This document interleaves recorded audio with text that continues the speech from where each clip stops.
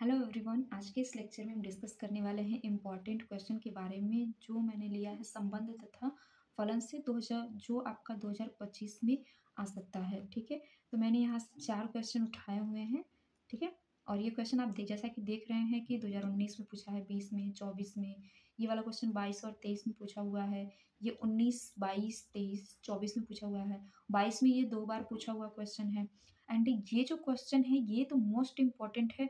यहाँ पे जो 2 है, 2 लिखा है, एक क्वेश्चन ऐसा ही है, बस यहाँ पे अंक चेंज किया है, एक 5 है और एक 7 है। ठीक है, ये वाला क्वेश्चन 3 साल लगातार पूछा हुआ है। ये वाला क्वेश्चन आप देख रहे हैं 2 साल पूछा हुआ है। 7 वाला 2024 में 2 बार पूछा हुआ है, इस वजह से मैंने उसको चूज़ नहीं किया है। ठीक है, और ये 4-5 साल बाद 2024 में पूछ दिया है, इस वजह से इसकी रिपीटेशन की वैल्यू कम है। यहाँ पे 5 और 2 वाला क्वेश्चन काफ़ी इम्पोर्टेंट है। और यहाँ पर देख रहे हैं ये चौथा क्वेश्चन 2024 और 2023 में भी पूछा हुआ है, तो में भी ये क्वेश्चन 25 में आ सकता है। ठीक है, तो आज के इस लेक्चर में हम question number first, second, third and fourth को डिस्कस करने वाले हैं। ठीक है, यदि आप एकाकी, आच्छादक, तुल्यता संबंध ये सब नहीं पढ़े हैं तो आप मेरे प्लेलिस्ट में जाकर के वहाँ से देख सकते हैं कि एकाकी क्या होता है, आच्छादक क्या होता है। एंड एक इम्पॉर्टेंट बात और कि ये जो थर्ड वाला क्वेश्चन है इस लेक्चर में हम डिस्कस नहीं करेंगे, क्योंकि मैंने स्पेशली इस लेक्चर पे एक वीडियोज बना रखा है और मैंने उसमें काफ़ी अच्छे से समझाया है, आप वहाँ से जाके देख सकते हैं। ठीक है, नाउ इस लेक्चर में देन हम डिस्कस करेंगे first question, second question and fourth question.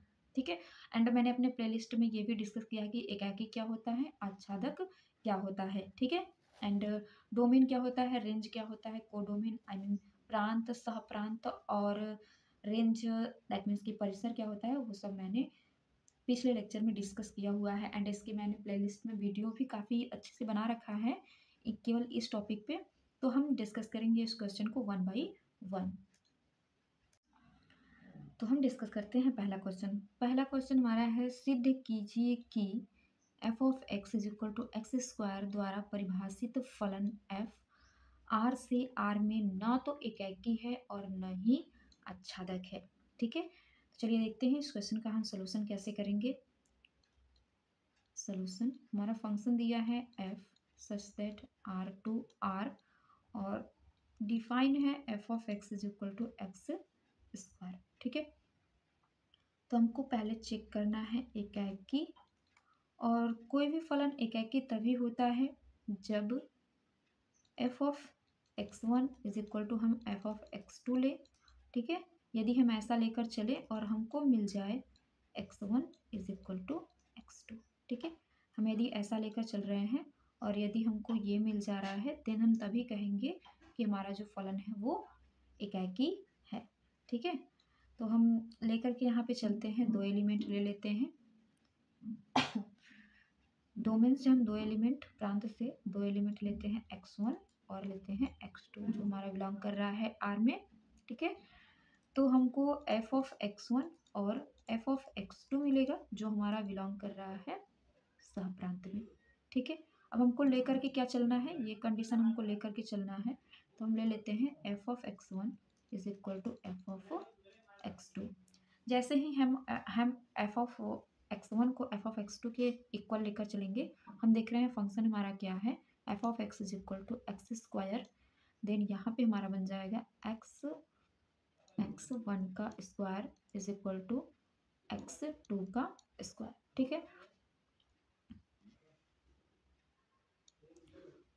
तो जैसे ही हमने क्या लिया, f ऑफ x1 को x2 के इक्वल लिया, हमको मिला x1 का square is equal to x2 का स्क्वायर। देन हम यहाँ पे क्या लिख सकते हैं, this implies x1 does not equal to x2। ठीक है, ऐसा इसलिए हुआ है, एज एग्जाम्पल की हम बात करें तो हम मान लीजिए यहाँ पे x1 इज इक्वल टू 1 ले रहे हैं और x2 इज इक्वल टू -1 ले रहे हैं। ठीक है, तो इनका यदि हम फंक्शनल वैल्यू निकालें तो f of x1 is equal to मिलेगा 1 का square which is equal to 1, और यदि हम एफ ऑफ x2 की बात करें तो ये होगा -1 का स्क्वायर और ये हमको क्या मिलेगा 1। तो इस कंडीशन में हम क्या देख रहे हैं कि हमारा जो एफ ऑफ x1 है वो बराबर है एफ ऑफ x2 के, है ना भाई, क्योंकि 1 यहाँ भी है 1 यहाँ भी है। लेकिन हम ये क्या देख रहे हैं कि x1 और x2 आपस में बराबर नहीं है, क्योंकि x1 मैंने लिया है 1 और x2 है -1, then x1 does not equal to x2। ठीक है, ऐसा हमको मिल रहा है। This implies we can say that कि f एकाकी नहीं है, एकाकी नहीं है, क्योंकि f जो है वो एकाकी तभी होता है जब प्रांत का एक एलिमेंट सह प्रांत के एक ही एलिमेंट से कनेक्ट हो, सिंगल एलिमेंट से कनेक्ट हो। लेकिन हम यहाँ पर क्या देख रहे हैं कि यहाँ पे -1 और +1 दोनों एक ही एलिमेंट एक पर कनेक्ट है। ठीक है, इन दोनों का जो प्रतिबिंब है वो केवल एक ही एलिमेंट है, ये यूनिक नहीं है, सिंगल सिंगल नहीं जा रहे हैं, वन टू वन नहीं है, इस वजह से ये फलन एकाकी नहीं है। ठीक है, अब हम बात कर लेते हैं आच्छादक के बारे में। तो चलिए हम डिस्कस करते हैं आच्छादक। ठीक है, आच्छादक फलन। आच्छादक क्या होता है? आच्छादक वो फंक्शंस होते हैं जिनमें इनके कंडीशन क्या होते हैं कि जो कोडोमेन हो, कोडोमेन वो इक्वल हो रेंज के। ठीक है, मैंने रेंज और कोडोमेन पे एक्चुअली वीडियो बना रखी है, तो आप वहाँ से देख सकते हैं। ठीक है, जो कोडोमेन हो वो रेंज के, दैट मीन्स यदि मैं हिंदी में बात करूँ, जो सह प्रांत है वो आपका परिसर के इक्वल होना चाहिए। क्या होना चाहिए भाई? जो सह प्रांत है वो परिसर के इक्वल होना चाहिए। यदि कोई भी फलन ऐसे कंडीशन को सेटिस्फाई करता है तो हम कहेंगे कि वो जो फलन है वो आच्छादक है। ठीक है, तो यहाँ पे हमारा फंक्शन क्या दिया हुआ है? फंक्शन दिया है f of x is equal to x square. हम ले लेते हैं f ऑफ x की जगह पर y, और y इज इक्वल टू हमको क्या मिल जाएगा? X square. ठीक है, y इज इक्वल टू हमको क्या मिलेगा? एक्स स्क्वायर, जहाँ y बिलोंग कर रहा है सह प्रांत में। किस में बिलोंग कर रहा है भाई? सह प्रांत में, और हमारा सह प्रांत क्या है? r है। तो r जो होता है ये r प्लस और r माइनस, दैट मीन्स कि पॉजिटिव नंबर को भी इंक्लूड करता है, निगेटिव नंबर को भी इंक्लूड करता है, साथ में जीरो भी रखता है। ठीक है, जो r है वो r प्लस मतलब पॉजिटिव नंबर को भी, निगेटिव नंबर को भी और जीरो को भी इंक्लूड करता है। ठीक है, तो यदि हम बात करें कि जो सह प्रांत है उसमें निगेटिव नंबर भी हैं, तो क्या f ऑफ x की वैल्यू निगेटिव आ रही है? ठीक है, बताइए, क्या f ऑफ x की वैल्यू ऐसी पॉसिबल है कि निगेटिव आ जाए, ऋणात्मक आ जाए?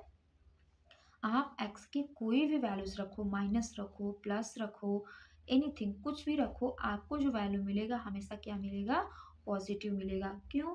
क्योंकि आप स्क्वायर कर रहे हैं, और हम यदि किसी भी माइनस या प्लस का, माइनस संख्या हो या प्लस संख्या हो, यदि हम उसका स्क्वायर करते हैं तो हमको क्या मिलता है? प्लस मिलता है। क्या मिलता है भाई? प्लस मिलता है। ठीक है, तो हम जहाँ तक देख रहे हैं कि for all x belongs to R, R क्या है? हमारा प्रांत है। ठीक है, तो प्रांत के फॉर ऑल एक्स के लिए हमको जो सह प्रांत मिल रहा है, सॉरी, जो हमारा एफ ऑफ एक्स मिल रहा है या रेंज मिल रहा है, एफ ऑफ एक्स मिल रहा है, वो क्या मिल रहा है हमको? पॉजिटिव मिल रहा है। क्या मिल रहा है भाई? पॉजिटिव मिल रहा है। ठीक है, तो हम यदि यहाँ पर देखें तो हमारा जो रेंज क्या मिल रहा है? रेंज, रेंज क्या मिल रहा है भाई? रेंज क्या मिल रहा है? आर प्लस विथ जीरो मिल रहा है, आर प्लस विथ जीरो मिल रहा है। आप कोई भी वैल्यू लेंगे वो आपका जा रहा है केवल और केवल किसमें? आर प्लस में, और जीरो का बनेगा जीरो पे। ठीक है, आप कोई भी नंबर ले लीजिए, माइनस लीजिए, प्लस लीजिए, वो सब हमको किस में मिलेगा? आर प्लस में, और जीरो लेंगे तो वो तो जीरो मिल जाएगा। देन हम यहाँ से क्या देख रहे हैं कि हमारा जो रेंज है वो क्या मिल रहा है हमको? आर प्लस मतलब प्लस वाली संख्याएं यूनियन जीरो मतलब जीरो के साथ मिल रही है। ठीक है, लेकिन हमारा कोडोमेन क्या है भाई? कोडोमेन क्या है? कोडोमेन क्या है? कोडोमेन आर है, जो माइनस की संख्याओं को भी इंक्लूड करता है, प्लस की संख्याओं को भी इंक्लूड करता है। तो बताइए कि क्या कोडोमेन रेंज के इक्वल होगा? बताइए, नहीं होगा। दिस इम्प्लाइज, दिस इम्प्लाइज हम क्या कह सकते हैं कि this implies codomain, codomain does not equal to range. ठीक है, कोडोमेन रेंज के इक्वल नहीं है, क्योंकि रेंज केवल प्लस वाली संख्याओं को इंक्लूड कर रहा है और कोडोमेन प्लस और माइनस दोनों को इंक्लूड कर रहा है। इस वजह से this implies we can say that कि जो फंक्शन f है वो आच्छादक नहीं है। क्या है भाई? आच्छादक नहीं है। ठीक है, वो फलन आच्छादक नहीं है। या यदि आप लैंग्वेज लिखना चाहते हैं तो आप लैंग्वेज लिख सकते हैं कि सह प्रांत में किसी भी ऋणात्मक संख्या का पूर्व प्रतिबिंब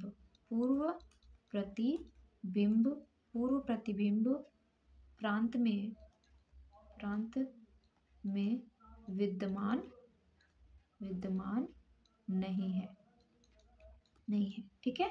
एक तो ये यहाँ से आप कह सकते हैं दिस इम्प्लाइज कि एफ जो है वो आच्छादक नहीं है। एफ जो है वो आच्छादक नहीं है। ठीक है। जैसे कि मान लीजिए कि यदि हम आपसे कहें कि ये आपका सहप्रांत है, ठीक है, आर है, और ये आपका प्रांत है, और ये फंक्शन डिफाइन है एफ।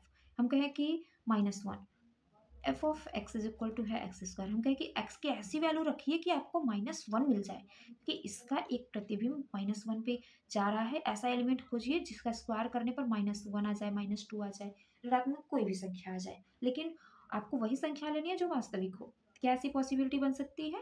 नहीं बन सकती है भाई। ऐसे कोई नंबर पॉसिबल ही नहीं है जिसका हम स्क्वायर करो तो हमको ऋणात्मक मिल जाए। ऐसे कोई नंबर पॉसिबल ही नहीं है। ठीक है। वास्तविक संख्या में ऐसी कोई नंबर नहीं है जिसका स्क्वायर करने पर आपको ऋणात्मक मिल जाए। दैट मीन्स कि क्या सिद्ध हो रहा है कि जो ऋणात्मक संख्या है सह प्रांत में उसका पूर्व प्रतिबिंब, ये देखो, ये कहलाता है पूर्व प्रतिबिंब, ये कहलाता है प्रतिबिंब, तो इसका कोई भी पूर्व प्रतिबिंब आर में विद्यमान नहीं है। दैट मीन्स कि -1 किसी से भी रिलेट नहीं कर पा रहा है। This implies we can say that कि जो फंक्शन एफ है वो आच्छादक नहीं है, क्योंकि आच्छादक ये कहता है कि सहप्रांत का कोई भी एलिमेंट छूटना नहीं चाहिए। ठीक है, तो ये होता है हमारा आच्छादक। ठीक है। अब हम डिस्कस करते हैं क्वेश्चन नंबर 2 के बारे में। क्वेश्चन नंबर 2 क्या कह रहा है? दिखाइए कि पूर्णांकों के समुच्चय में, समुच्चय किसका है भाई? पूर्णांक का है। पूर्णांकों के समुच्चय में आर जो है वो डिफाइन है a, b such that a minus b, मतलब आर जो है उन एलिमेंट को ही कंटेन करेगा जिनमें हम यदि डिफरेंस निकाले दोनों का तो वो 2 से विभाज्य हो। ठीक है। दैट मीन्स कि आर उन्हीं एलिमेंट को कंटेन करेगा, दैट मीन्स कि ले सकते हैं हम एलिमेंट 2, 4 टाइप के एलिमेंट को कंटेन करेगा। ये जो आर है ये 1, 2 को कंटेन नहीं करेगा। ठीक है। क्यों? क्योंकि जैसे ही आप 1 में से 2 को घटाएंगे आपको मिल जाएगा -1, और -1 जो है 2 से विभाज्य नहीं है। इस वजह से ये जो आर है ये 1, 2 टाइप के एलिमेंट को कंटेन नहीं करेगा। उन्हीं एलिमेंट को कंटेन करेगा जिनके बीच का यदि हम अंतर निकाले, गैपिंग निकाले, तो वो 2 से डिवाइड हो जाए। जैसे कि 1, 3, 1, 5, 1, 5 भी हो जाएगा, क्योंकि 1, 5 है और 1 में से आप 5 को घटाएंगे तो क्या आएगा? -4, जो कि 2 से डिवाइड हो जाएगा -2 टाइम में। ठीक है। तो आर जो है उन्हीं एलिमेंट को कंटेन कर रहा है, और ये जो एलिमेंट रहेंगे वो पूर्णांक रहेंगे। कैसे रहेंगे भाई? पूर्णांक रहेंगे। ठीक है। तो हमको ये दिखाना है कि वो जो आर है, आर एक तुल्यता संबंध है। ठीक है।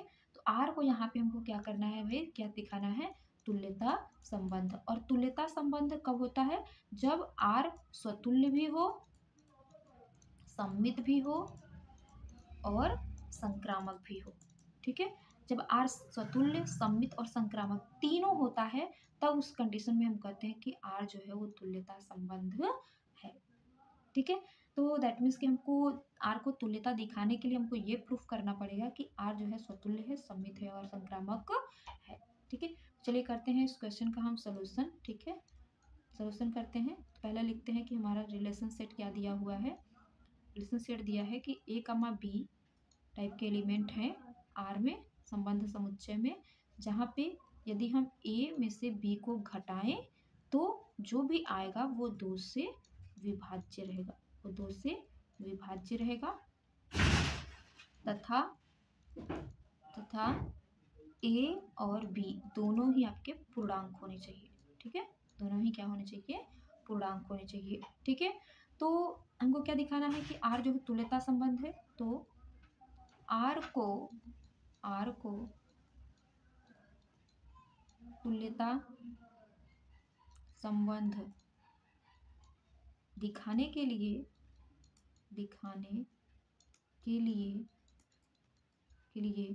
हमें R को स्वतुल्य सममित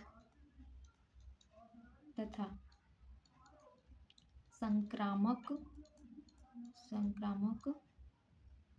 सिद्ध करना होगा।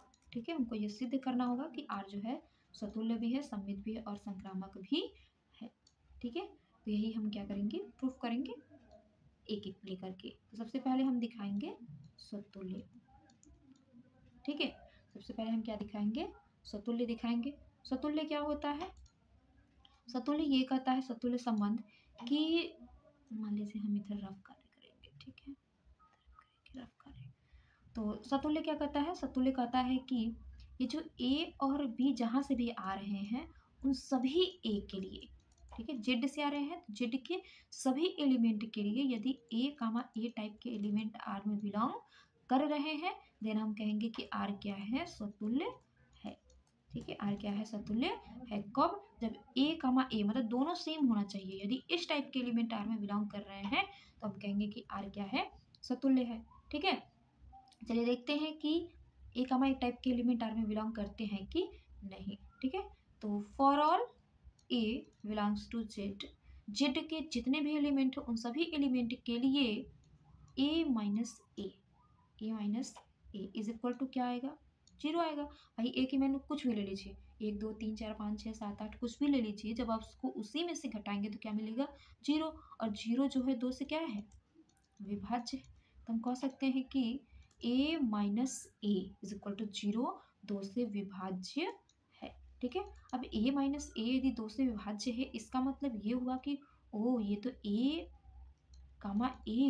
ये R में बिलोंग करेगा, क्योंकि R उन्हीं लोगों को रखेगा जिनका डिफरेंस 2 से विभाज्य हो। ठीक है, तो हमने क्या देखा कि for all a belongs to Z, a R में बिलोंग कर रहे हैं। ठीक है, वही 1 1 भी करेगा, 2 2 भी करेगा, 3 3 भी करेगा, 4 4 भी करेगा, क्योंकि इनके बीच की जो गैपिंग है, जैसे मान लीजिए -2 और -2 है, -2 में से हम -2 को घटाएंगे तो क्या आएगा, 0 आएगा। और ये 0 2 से विभाज्य है कि नहीं है, जब हम 0 में 2 से भाग देंगे तो क्या मिलेगा हमको, 0 मिलेगा।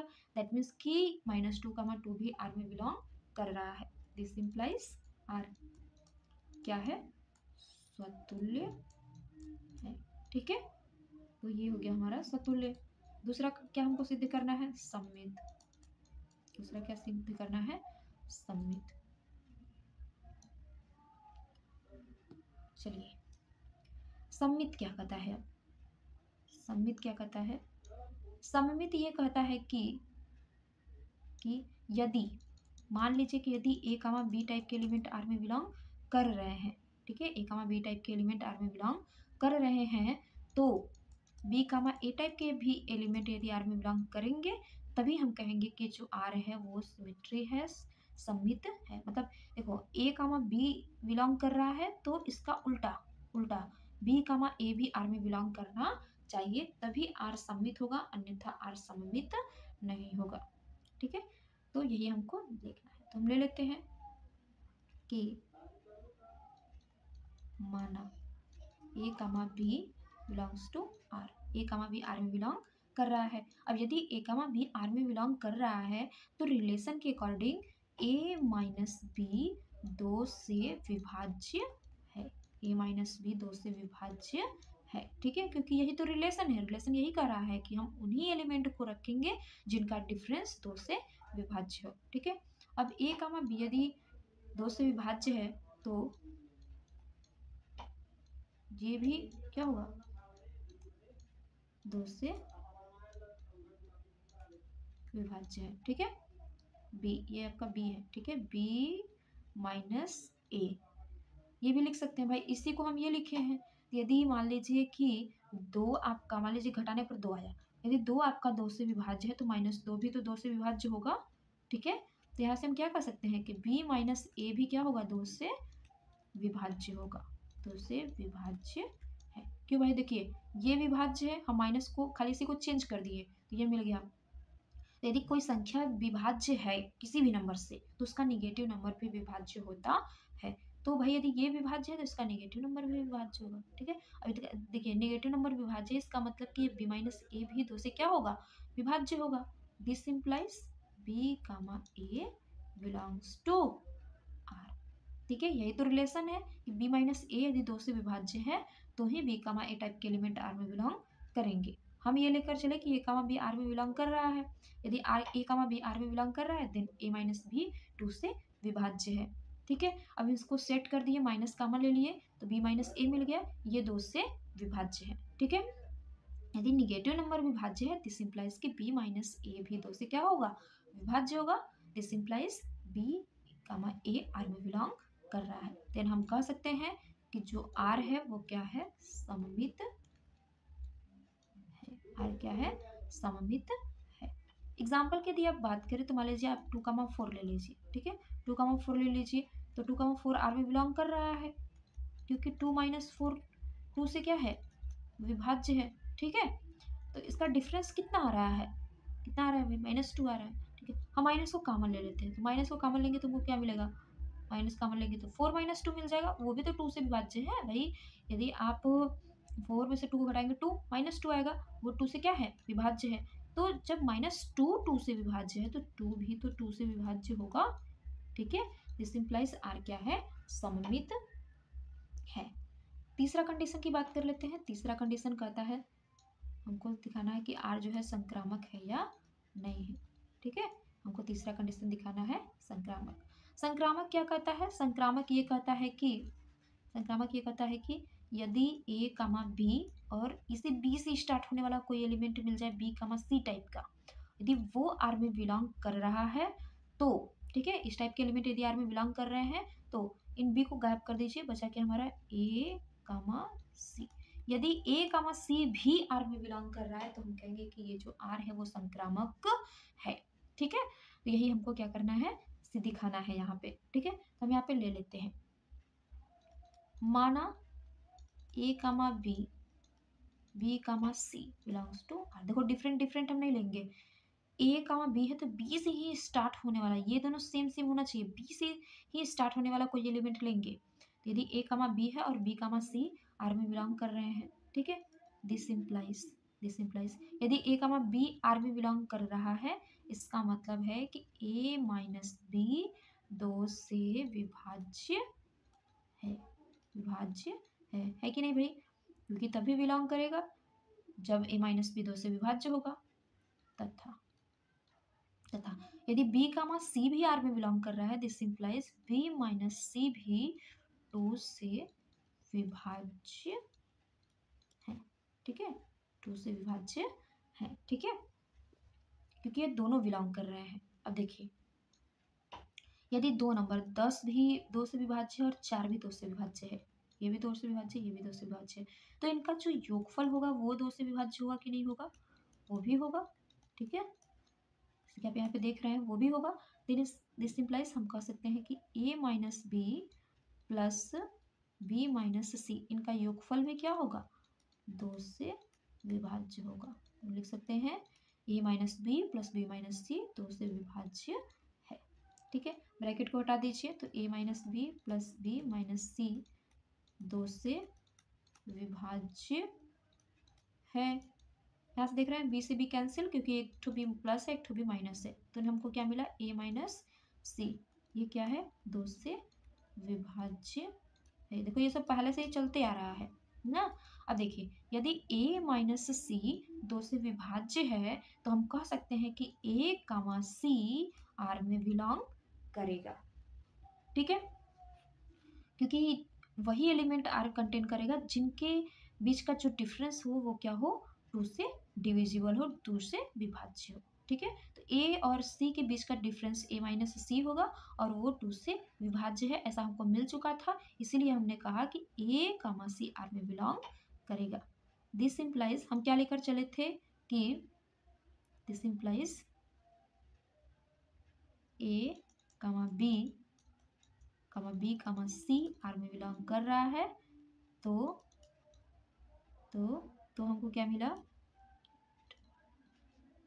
ये हमने लेकर के चला था, this implies a comma c R में बिलोंग कर रहा है, ठीक है, ऐसा हमको मिल गया। This implies we can say that कि आर क्या है, संक्रामक है, ठीक है, आर क्या है, संक्रामक है। तो हमने क्या देखा कि आर संक्रामक भी है, आर सममित भी है और आर स्वतुल्य भी है। This implies we can say that कि आर देखो संक्रामक भी होगा, सममित भी होगा और स्वतुल्य भी हो गया, तो हम यहाँ से कह सकते हैं चूंकि, सॉरी ये नहीं रहेगा,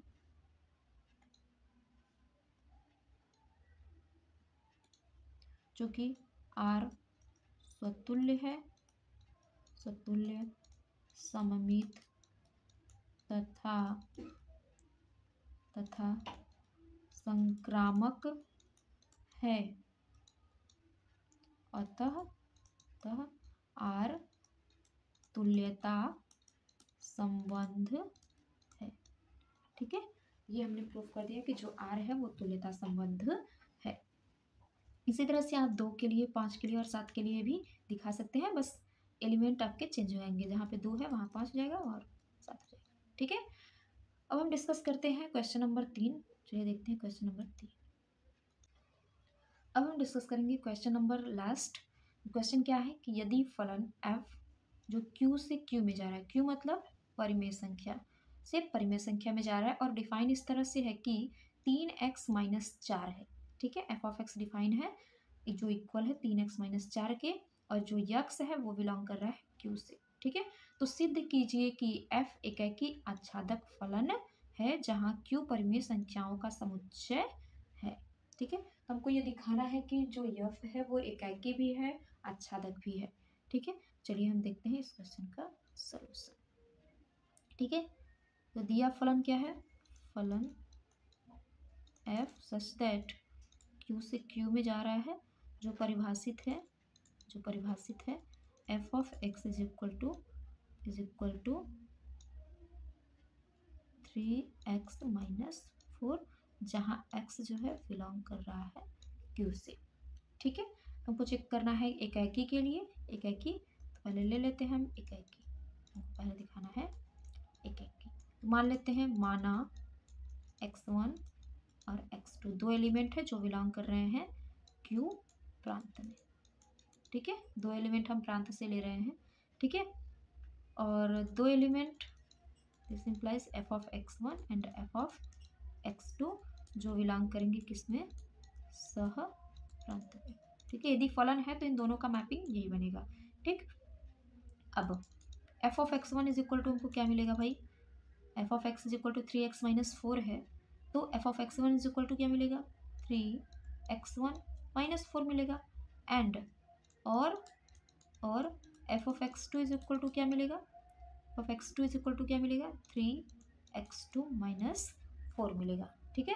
अब कोई भी फलन जो है यदि वो एकाकी है, ठीक है, एकाकी होने की शर्त, एकाकी होने का प्रतिबंध, एकाकी होने का प्रतिबंध क्या है, प्रतिबंध है कि यदि f of x1 is equal to है f ऑफ x2 के, तो x1 जो है x2 के इक्वल होगा, ठीक है। यही हमको दिखाना है यहाँ पे, तो हम यही ले लेते हैं, ठीक है। हम लेते हैं f of x1 is equal to f of x2, ठीक है। आई थिंक ये विजिबल अच्छे से नहीं है, सर्कुलर ले लेते हैं, ठीक है।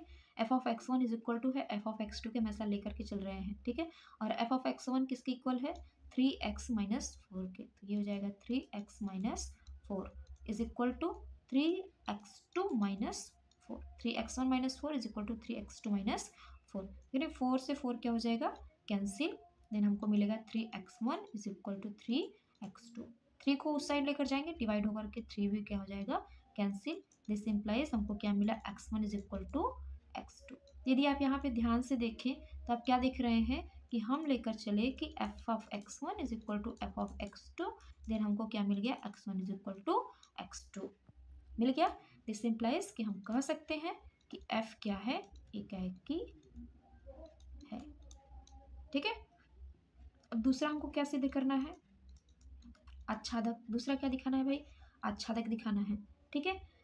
आच्छादक दिखाने के लिए हम मान लेते हैं कि माना y is equal to f of x, ठीक है। और f of x is equal to क्या है, 3x माइनस 4, ठीक है। अब हम क्या करते हैं, यहाँ से x का मान निकालते हैं, तो हो जाएगा हमारा y is equal to 3x minus 4। This implies y, 4 को इधर लाएंगे, ये माइनस में है तो इधर आके प्लस का 4 इज इक्वल टू 3x बन जाएगा, ठीक है। तो यहाँ से बनेगा हमारा 3x is equal to y plus 4 and x is equal to y plus 4/3, ठीक है। तो हमको दिखाना है कि ये एकाकी है या सॉरी आच्छादक है या नहीं है, ठीक है। हमारा फंक्शन कहाँ से कहाँ तक जा रहा है, Q टू Q में जा रहा है, ठीक है। आप Q की कोई भी वैल्यू लो, कोई भी वैल्यू 0 1 2 3 4 5 6 कोई भी लो, ठीक है। y का कोई y कहाँ से बिलोंग कर रहा है, y कहाँ से बिलोंग कर रहा है भाई, सह प्रांत Q से बिलोंग कर रहा है, सह प्रांत से है, ये मतलब यहाँ से है। तो यहाँ के आप कोई भी वैल्यू लेंगे 1 2 3 4 5 कुछ भी लेंगे तो x का कुछ ना कुछ तो मान मिलेगा ही। आप कोई भी y का मान ले ले जो आपका Q से हो, ठीक है। 0 1 2 3 चाहे जो भी मान लेंगे तो x का कुछ ना कुछ तो वैल्यू मिलेगा। दैट मीन्स कि हम कह सकते हैं कि सहप्रांत में y के सभी मानों के लिए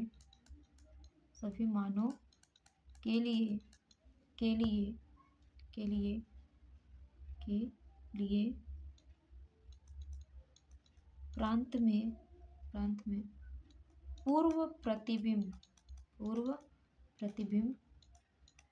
विद्यमान है, ठीक है। y के आप जो भी मान लेंगे सह प्रांत में y के जितने भी मान लेंगे उनके लिए पूर्व प्रतिबिंब दैट मीन्स कि x के मान जरूर से जरूर आपको कुछ न कुछ मिल ही जाएगा। आप y के कोई भी मान ले लीजिए 0 1 2 3 1/2 2/3 -1/2 -2/3 कुछ भी लीजिए, आपको x का कोई ना कोई मान तो जरूर मिलेगा, ठीक है। एंड उस कंडीशन में हम कहेंगे कि सह प्रांत में y के सभी मानों के लिए प्रांत के पूर्व प्रतिबिंब विद्यमान है। तो पता है यहाँ से हम क्या कह सकते हैं कि जो रेंज है वो हमको क्या मिल जाएगा, Q मिल जाएगा, क्योंकि Q का ऐसा कोई एलिमेंट नहीं है जो छूट रहा हो, ठीक है। तो रेंज हमको क्या मिलेगा, Q। और कोडोमेन हमको क्या मिला है, कोडोमेन हमारा क्या है, पहले से ही कोडोमेन क्या है, Q है। तो यहाँ पे हम देख रहे हैं कि हमारा जो रेंज है वो इक्वल है किसके, कोडोमेन के, ठीक है।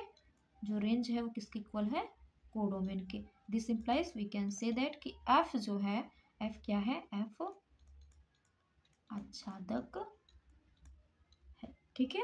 f क्या है, आच्छादक है। तो इस तरह से हम क्वेश्चन को सॉल्व करेंगे एंड मैंने बताया कि एग्जाम में भी आपको कैसे लिखने हैं, कैसा पैटर्न लिखना है, ठीक है।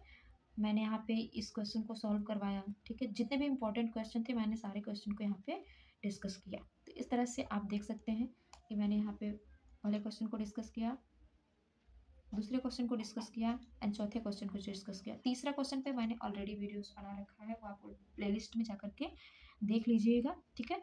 तो ये सभी थे इंपॉर्टेंट क्वेश्चन जिसको हमने आज डिस्कस किया एंड हमने ये भी देखा कि आच्छादक फलन, एकाकी फलन के थोड़े थोड़े हल्के हल्के नॉलेज देखे कि क्या होता है, ठीक है। नेक्स्ट लेक्चर में हम प्रतिलोम त्रिकोणमिति फलन को डिस्कस करेंगे और उसके भी इंपॉर्टेंट क्वेश्चन, पहले हम टॉपिक देखेंगे उसमें क्या टॉपिक है, एक शॉर्ट वीडियो देखेंगे उस पर 1 शॉट, उसके बाद हम उस पर डिस्कस करेंगे इंपॉर्टेंट क्वेश्चन जो कि एग्जाम में पूछा हुआ है। तो जितने भी क्वेश्चन रहेंगे हम उस क्वेश्चन को कल के लेक्चर में नहीं, कल हम ओनली टॉपिक डिस्कस करेंगे कि टॉपिक क्या है। उसके बाद नेक्स्ट लेक्चर में हम डिस्कस करेंगे कि कौन कौन से इंपॉर्टेंट क्वेश्चन है उनका सोल्यूशन भी देखेंगे। तब तक के लिए आप लोग लाइक एंड कमेंट कर दीजिएगा, ठीक है। धन्यवाद।